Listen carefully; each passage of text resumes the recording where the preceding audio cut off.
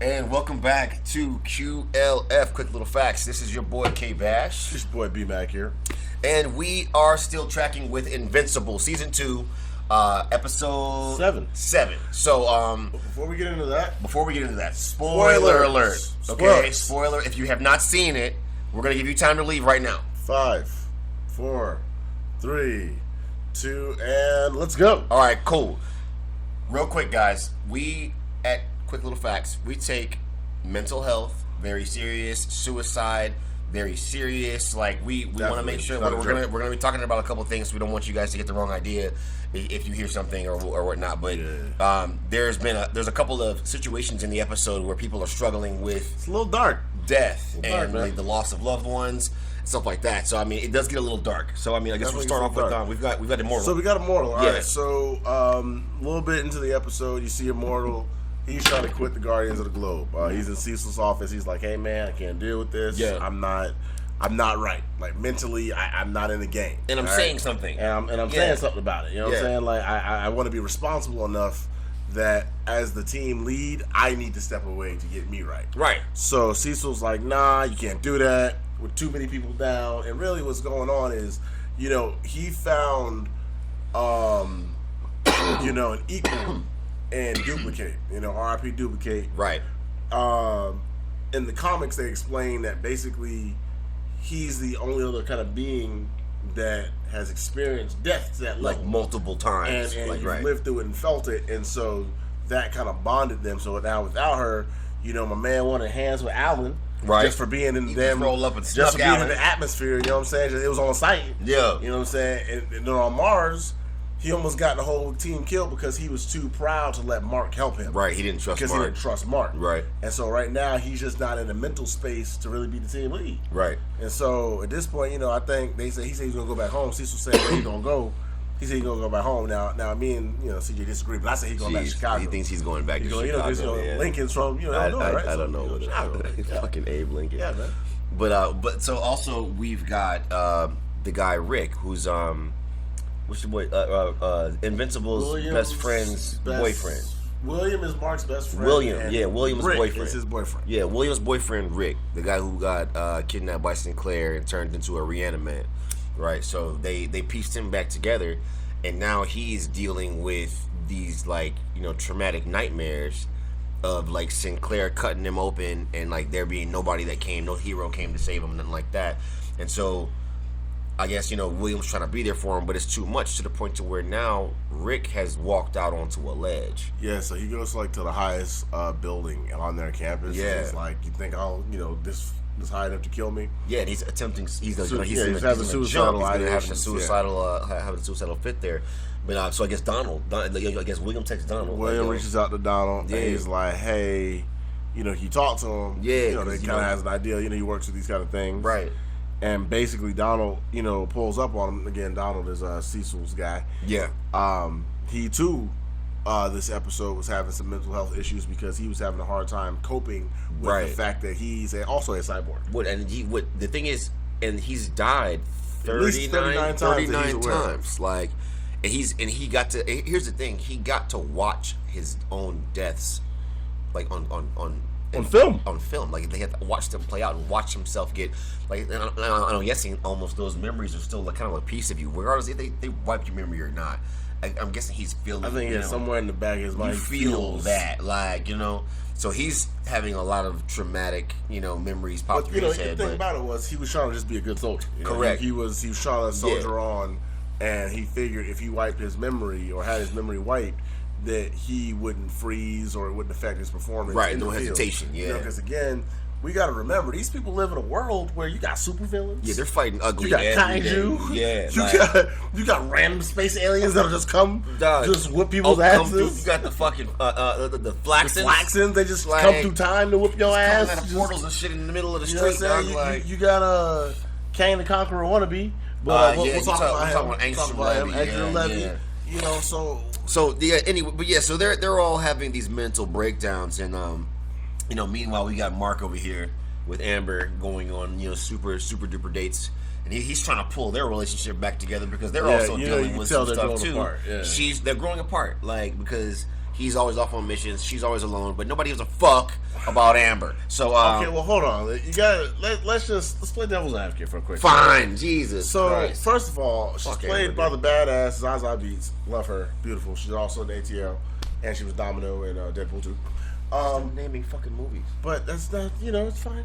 We're not gonna worry about that. There's no clip. What I'm saying with her is, the fact is, as his girlfriend, she feels guilty because like I want to spend time with you, but if I'm spending time with you, that's time you're not saving the world.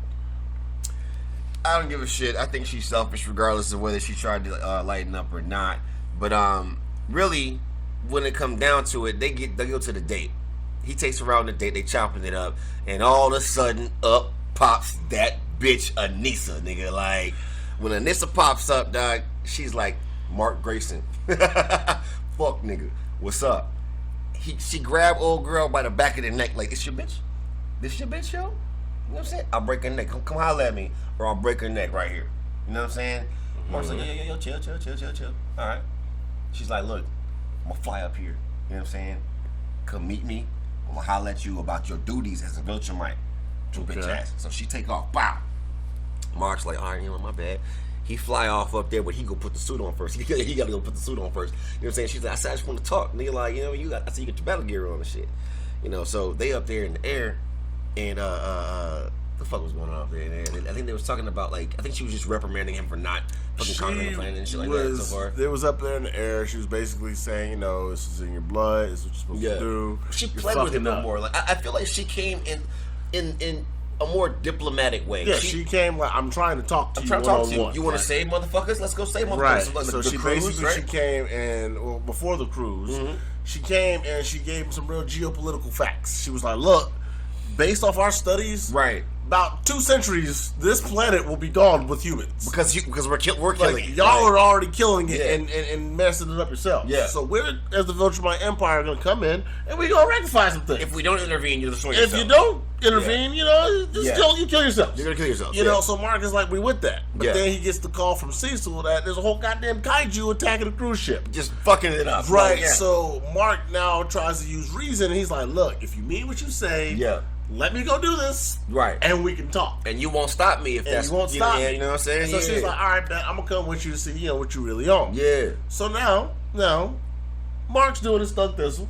He's being a hero. He was giving the kaiju He was work, definitely man. giving the kaiju a little business. Like that, Anissa? Yeah. But here's the thing. Anissa came there with a mission, all right? She was sent there to talk to him, right. Okay? It was taking too long, bro. Yeah, she's like, bro. At first, when he was giving the hands, she looked like, okay, I see, okay. Yeah, but once he started hitting him back. But once they hit him back, she's like, nigga. Right. Like, so at this point, man. I ain't gonna hold you. Anissa killed this kaiju, all right?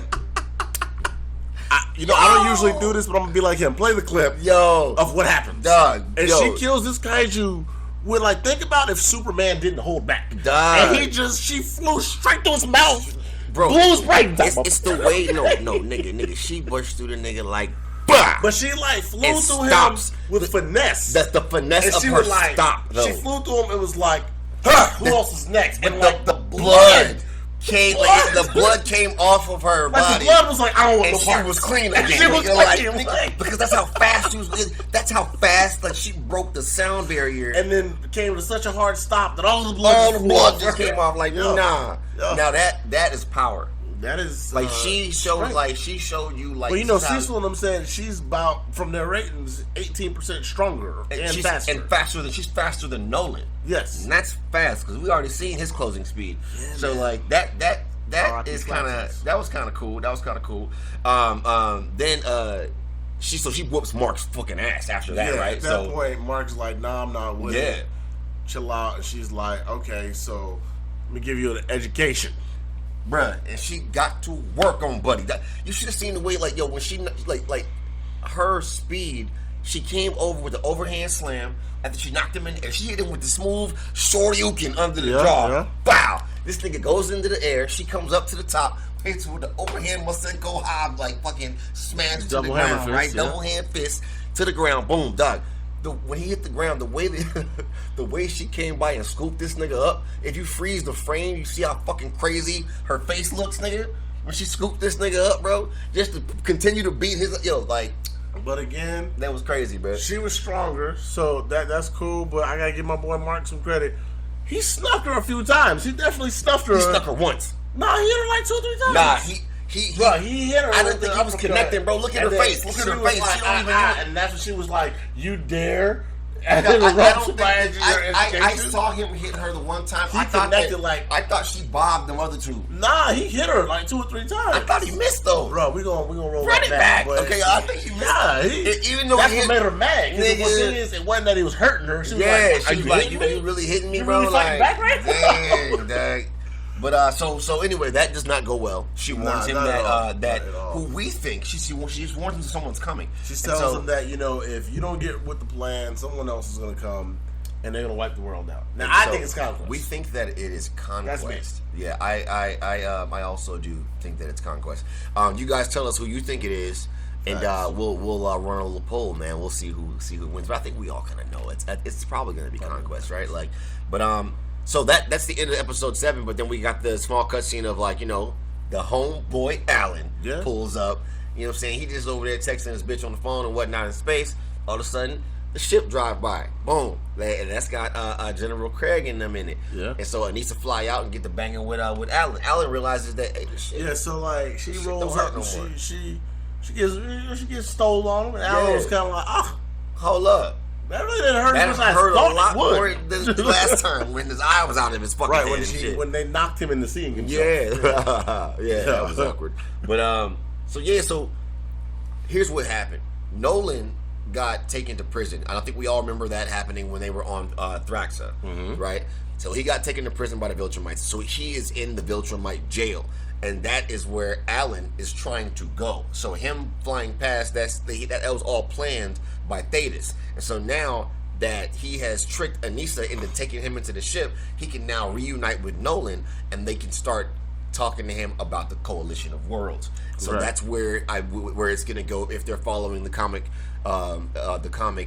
continuity. But I know some things are going to change. Obviously, I think they've changed how some people are dying. So certain people that we think are dead may be dead, and some people that are supposed to be alive, it's weird. So we're gonna see how they change a couple of things, but stick around. We're gonna keep sliding these at you and keep breaking these things down. If you guys have anything you want to add or anything that you wanted us to cover, let us know. But we're gonna see you later. QLF, we out. Peace.